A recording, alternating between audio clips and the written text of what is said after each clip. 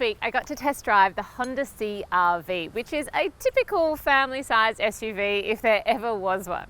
It's good value too and comes in a little cheaper than some of its competitors, which is lucky because it's in a category with cars like the Mazda CX-5, Subaru Forester and Volkswagen Tiguan. This is the top-of-the-range CR-V VTi-LX. It's the all-wheel drive 5-seat version and costs around $44,000 before on-road costs. Here's how it did over 7 days of driving for this week's family review.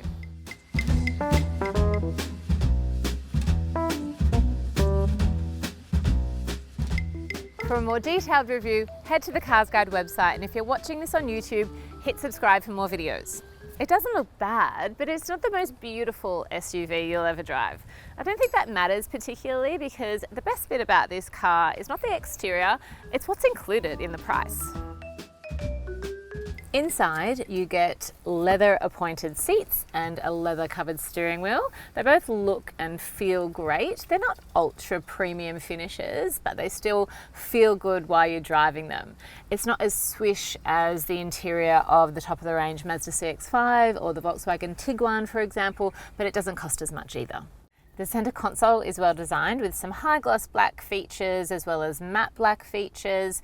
The gear stick is quite high, which feels a bit odd to begin with, but it allows you to have a lot more storage in the center here. So you've got 2 cup holders.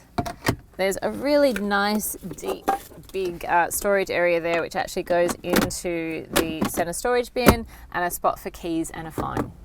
There is plenty of space in the front. It's on the large end of the mid-size SUV category, so you won't be squashed in here, and there was enough leg and headroom even for the taller members of my family.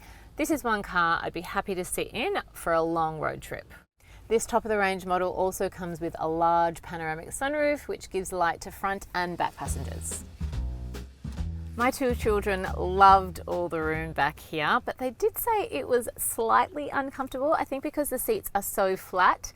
Still, they just had so much room to play because there's no giant footwell in the middle here, so there's actually a lot of space on the floor, and they were able to climb in easily because it's not too high off the road. I'm 161 centimeters and I have loads of space back here, and there is so much room between my knees and the seat in front of me that taller adults, other teenagers will be perfectly fine back here. You'll get 2 cup holders in the center armrest, and rear passengers also get their own air vents, which my kids always love.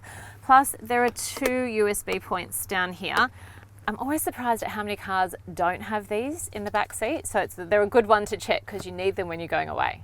And the boot will be big enough for a family. It's not too high off the ground, so it's comfortable to load things in.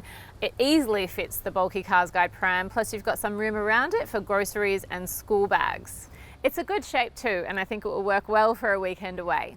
Compared to other mid-size SUVs, it is smaller than a Toyota RAV4's boot, but bigger than a Mazda CX-5.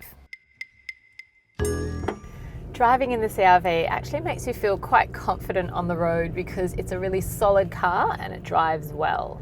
The steering is a tiny little bit heavy, but that's the nature of most SUVs. They're higher and they're heavier to kind of move around than a wagon or a sedan, for example. It's quiet and smooth, and you can barely feel the bumps as you go over them. It's a good car to park with a turning circle that reflects the size of the car, so you kind of know where it's going to go while you're reversing into a park. There's a good reverse parking camera with a 3-angled view, so you get a wide view, a normal view and a view from on top. You also get a side angle view that actually fills your blind spot when you put the blinker on or you go to turn the car. Takes some getting used to, but once you do get used to it, it's good. For safety, the CR-V has forward auto emergency braking and forward collision warnings, lane departure alert and blind spot monitoring. It's fitted with airbags for driver and front passenger, plus side curtain airbags that extend to the back row, and you'll find 2 ISOFIX points and 3 top tether points to fix kids' car seats in. I like the big multimedia screen here. The actual touchscreen is only 7 inches, which is quite small for any size car, but it's got a really big black border, so it tricks you into making you think it's bigger. It's fitted with Apple CarPlay and Android Auto, which gives you instant access to your phone's main apps, and it's just easier to navigate with maps and listen to music through your streaming app from your phone. I did find that you have to press the touchscreen with some force for it to recognise your finger, but the audio is really good. Turn the sound up for your favourite song.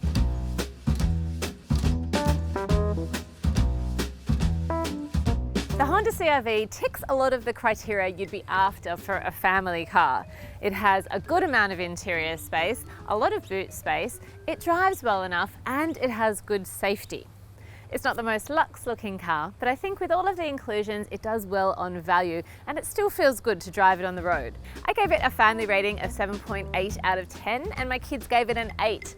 I think that's because I let my daughter sit in the front seat a few times. She's getting old enough. Like this video, subscribe to our YouTube channel, or click through to our website.